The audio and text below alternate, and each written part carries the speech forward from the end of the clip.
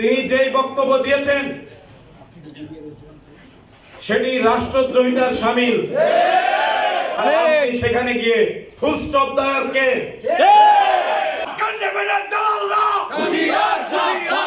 এই মুহূর্তে যে বাংলাদেশে আমরা বাস করছি এটি পিপলস রিপাবলিক, এটি কোনো মিলিটারি রিপাবলিক নয়। রাষ্ট্রের পলিসি যাদেরকে দায়িত্ব দেওয়া হয়েছে তারাই ঠিক করবে। ক্যান্টনমেন্ট থেকে কোনো পলিসি আসবে না। তিনি যে বক্তব্য দিয়েছেন তা 24-এর গণঅভ্যুত্থানকারী, গণঅভ্যুত্থানপন্থী এবং স্বাধীনতাকামী প্রত্যেকের আকাঙ্ক্ষার সাথে সাংঘর্ষিক। যদি তাকে আমি তার পথ ছাড়া কল্পনা করি, তিনি যেই বক্তব্য দিয়েছেন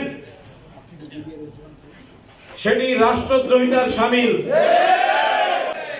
একটি স্বাধীন তদন্ত কমিশন গঠিত হয়েছে, সেইখানে যে সমস্যাগুলো ছিল সেগুলো আমরা ধরিয়ে দিয়েছি এবং তার দাবিতে আমরা রাস্তায় নেমেছি। সেগুলোকে কোন প্রকার কোন ক্যান্টনমেন্টের ধমকে বন্ধ করা যাবে না।